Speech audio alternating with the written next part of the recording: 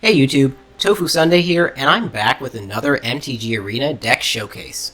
I've had a couple comments asking for more unique deck archetypes and gameplay, so today I wanted to give you all a taste of my mono-black Braids control deck. I've always liked the Braids, the Arisen Nightmare card. Its effect allows me to sacrifice any permanent during my upkeep, and if I do, the opponent can sacrifice a card of the same type. If they don't or can't, they lose 2 health and I draw a card. So overall, I feel like Braids gives you a ton of value for just one card, and it has a ton of potential to control the opponent's board during a game. But I haven't really seen her around very often, so hopefully this video will give you all a better idea of what she's capable of. Okay, let's get into the deck setup. So looking at my deck, its win condition naturally revolves around Braid's effect. Again, at the beginning of my end step, I can sacrifice any permanent, so an artifact, creature, enchantment, land, planeswalker, and if I do, each opponent may sacrifice a permanent that shares a card type with it. Now, if they can't or won't, that player loses 2 health and I draw a card. So in order to maximize Braid's effect, my deck is built around constantly punishing the opponent for me sacrificing with discard, life loss, or sacrificing their own cards. And my cards work in a way to reward my sacrificing so I can continue the cycle of feeding Braids. So let's take a closer look. Now the first card I've got in my deck is the Concealing Curtains. It's a great starter card for a defender, and I also can transform it into its Revealing Eye state as a sorcery to have a player discard a card. I've also got Dread Fugue, a great discard sorcery spell, and then I've also got Hopeless Nightmare, which is an enchantment that allows me to have an opponent discard a card, and they lose 2 health when it comes on the field. And when it's put in its graveyard, I get to scry, so this is a very easy way to sacrifice an enchantment with Braids. And furthering my synergy, I've got the Warehouse Tabby in my deck. Now this card allows me to create a rat token creature anytime an enchantment I control is put into the graveyard. It also gives me a little more defense because I can give it Death Touch. So this works super well with my Hopeless Nightmare, which I'm constantly going to be sacrificing with Braids. So moving on, I've also got Bitter Triumph, and this card is going to have a bit of synergy later on, but it's an instant that allows me to destroy a creature or planeswalker if I discard a card or pay 3 life. So if I've got the life to really get rid of, I can use this card, but I can also use it to discard a card.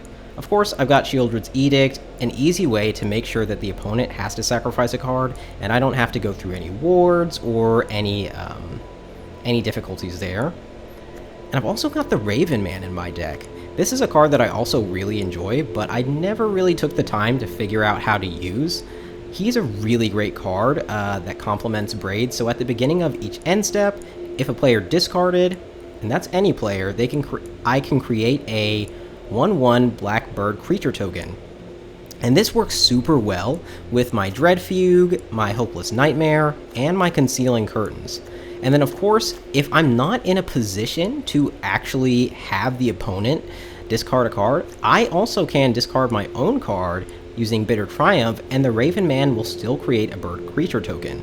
From there, I can use Braids to sacrifice the creature tokens during my end step, whether that's with the Warehouse Tabby, who can create a rat token creature, or the Raven Man, who's creating bird token creatures. So I constantly have token creatures to feed Braids and continue this cycle of forcing the opponent into a situation where they're losing 2 health or they have to sacrifice their own creatures. I've also got the Vengeful Strangler. Now this is an excellent card because when the Vengeful Strangler dies, it returns as an enchantment aura in its Strangling Grasp. And this card forces the opponent to sacrifice a non-land permanent at the end of their turn, so at the beginning of their upkeep, and they also lose 1 life. It's a great card to have Braid sacrifice immediately, and no one really wants to block this guy, because of course he's going to come back at Strangling Grasp if he dies, so it's an easy way to get some extra damage on your opponent. Of course I've got Braids, but moving on, we've got 2 big heavy hitters in Sheoldred the Apocalypse and regular Sheoldred. Of course, super popular card, has Death Touch, 4/5, gives you a lot of protection, but it also allows me to gain 2 life whenever I draw a card, which synergizes pretty well with Braids. And of course, whenever the opponent draws a card, they lose 2 life, so just constantly chipping away at their health. And then of course with Sheoldred, again, a 4/5, When she comes onto the field, each opponent sacrifices a non-land creature or planeswalker, so again, another way to constantly force the opponent to sacrifice their own creatures. And then she goes into True Scriptures, which plays into my Warehouse Tabby. So you can see how all of these cards are really working together to cripple the opponent by taking away their hand, constantly chipping away at their life total, and finally controlling what's on their board. Now, let's see if we can see how this deck plays in action. So jumping into today's match, we're going to be playing against Das Boov, and you know I had to change my avatar to Ashiok just to really rep the mono black. Okay, so looking at our opening hand, we've got 2 Swamps, and we're looking pretty good here with Concealing Curtains, Dread Fugue, and Hopeless Nightmare, all leading into my Braids, Arisen Nightmare. So good opening hand to start with. Got an extra Swamp to get to a 3 mana as well to get Braids. Now thinking about whether I want to put my Dread Fugue out, or maybe my Hopeless Nightmare, and I'm going to go with my Hopeless Nightmare, just so we can really just start off strong, have the opponent lose 2 health and discard a card. This is going to give us some information as well. So we've got black, so he might be playing Dimir. Okay, I'm going to play another Swamp, and I'm going to go ahead and put my Concealing Curtains out here, just in case he might have any plans. And since I've got the extra mana, I'm just going to throw my Dread Fugue out as well, just to see what else he's got in his hand. Okay, he's got an Urbog Lurgoth. So I can go ahead and get this card into his graveyard, but he's got some blue, some green, and some black. So we're dealing with a little bit more than Dimir here. Okay, he's going to put out his Cemetery Tampering. Going to get Hideaway. So we're looking like this is a mill deck that I'm coming across. More so a self-mill deck. I've got 3 mana now, and I'm just thinking about how I want to approach putting my Braids out. I'm going to put my Braids out, and I'm just going to sacrifice my Hopeless Nightmare. He doesn't have... Oh, he does have an enchantment, but he's not going to bite on it, so he's going to take the hit, and I'll get an extra card out of it, so I've got my Sheoldred. Now, I've got a Bitter Triumph in my hand, so I'm going to scry that to the bottom, but I do like the Raven Man, so I'm going to keep him.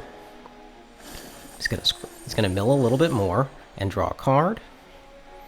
Okay, he's got a Forest out now, so he's got 4 mana total in a Forest. Let's see if he has something to summon with it.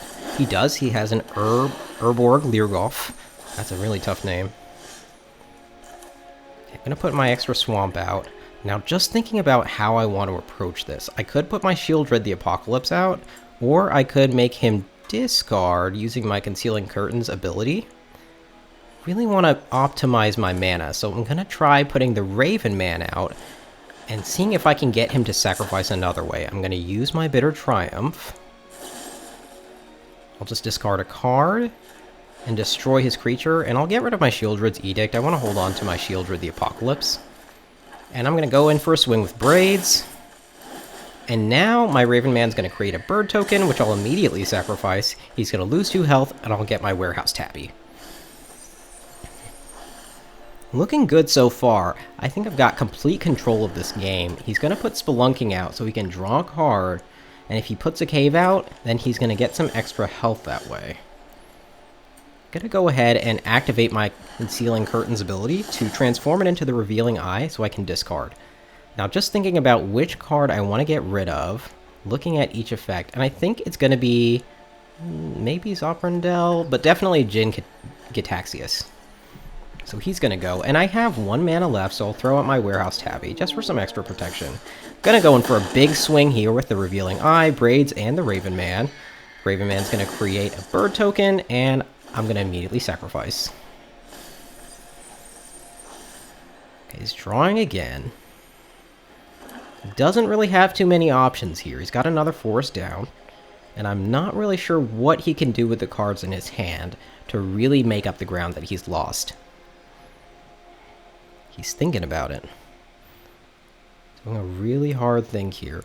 And so far, I'm hoping we're really seeing how strong Braids the Arisen Nightmare can be when she's got the constant creatures and permanents to just keep feeding her. There's so much she can really do to control the opponent's game plan. He's going to use Squirming Emergence and bring out the Ancient One. Now, this is a little unfortunate because I have my Sheoldred's Edict that's just been waiting for a moment like this. So I'm going to go, and he has conceded. Das Bove realized that there's nothing more he can do. But that was a little short, so let's see if we can go ahead and do a little bit of a daily double here. Okay, so jumping into the second match today, we're going to be playing against the Mass Man. Okay, let's see what he's going to be working with. And looking at my opening hand, I've got a Dread Fugue, Warehouse Tabby, and a Vengeful Strangler, all leading into Braids. So this is a really good opening hand again. I'm going to put down a Swamp, and just thinking about... Oh, he's going to say hi. Just going to give him a little hello back there. Just thinking about whether I want to put a Dread Fugue out on the field just to see what he's working with. I won't. Let's go with a Warehouse Tabby. That's going to actually help me with my damage, so that's going to put me a little ahead in the damage category, since I can attack with it next turn. Let's see what he's going to put down. He's got Gloomed Mire, so that's going to be Golgari, and I'm going to put my Vengeful Strangler out too, since I've got an extra one, get a little bit more damage in. He's going to put out his Wary Thespian. So just thinking about how I want to maximize my mana. Should I use Dread Fugue? How can I get around his Wary Thespian? I'm going to end up using my Sheoldred's Edict. I was thinking I might want to have saved it for another creature, but instead I'm actually just going to really keep up my momentum, get rid of his Wary Thespian. He's going to be able to surveil one, but I'll go ahead and swing with my Tabby and my Strangler. Bring him down to 16. He's going to put out another Forest, and let's see if he's got another creature in hand. And he does. He's got his Galissa Sunslayer. That's a really good card. But now I'm at 3 Swamps, and you already know what that means. Braids is coming into the battlefield. So this is actually the perfect opportunity for me to sacrifice my Vengeful Strangler. And I'm gonna go ahead and see if he will take the bait. He won't. And I'm going to equip my Vengeful Strangler to his Galissa Sunslayer. So either way, he's being put in a really difficult position. Let's see if he can respond. I'm not sure if he's got a creature in there that can actually deal with what I'm putting at him right now. Put another Forest down. And he's got a Skyfish Spider. Okay, so he's going to sacrifice his Galissa Sunslayer in order to get rid of my Braids. And that was actually a really excellent move. I'm going to give him a little compliment there. That was nice. Put a Swamp down. Now this is a little unfortunate for him because I do have Braid's Frightful Return, so I can't actually get Braids back on its second proc. But I'm actually going to submit it for its first one, because I want to sacrifice my Rat Creature token, and from there, make him discard. He discards a Jungle Hollow, so not really too much to speak of, but a discard is better than nothing. Get another card. He's going to put a Forest down. And he's going to put out his Conduit of Worlds. So essentially he gets his Jungle Hollow back. It's not bad. He's able to play lands from his graveyard. And he's going to swing with his Skyfish Spider. I'm not going to block this one. Now I get my Braids back.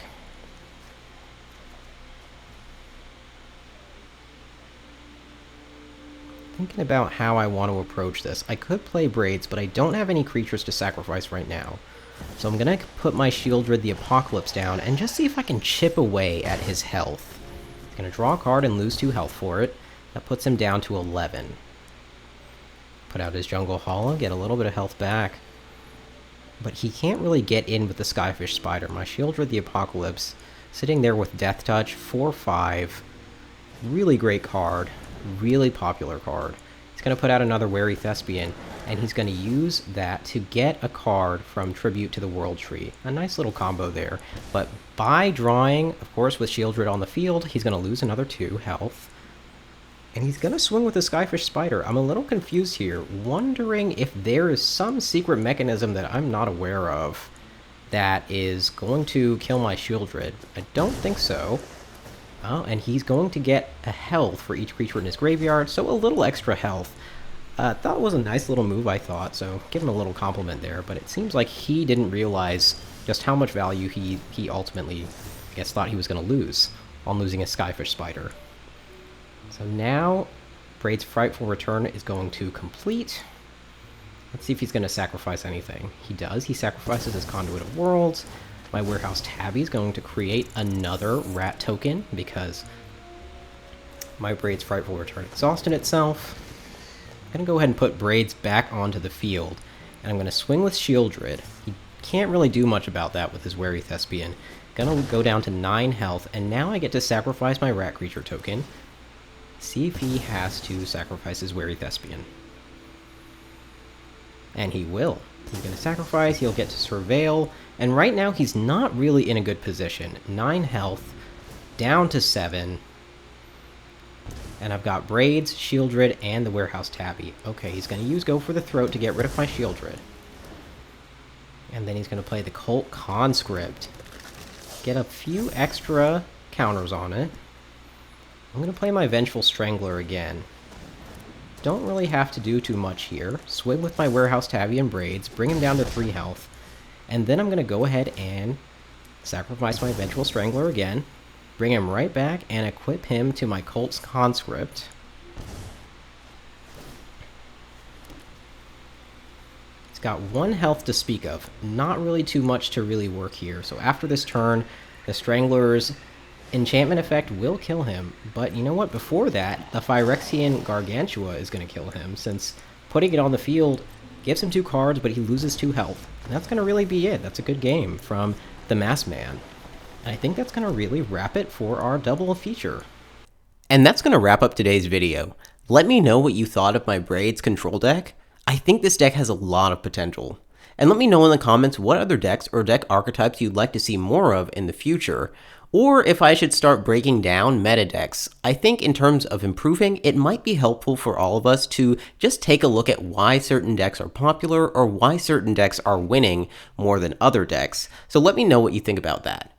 And as always, if you want to see more content like this, be sure to stick around, like, and subscribe, and hit the notification bell as well, so you'll always know when I drop a new video. Until then, have an awesome day, and I'll catch you all in the next video.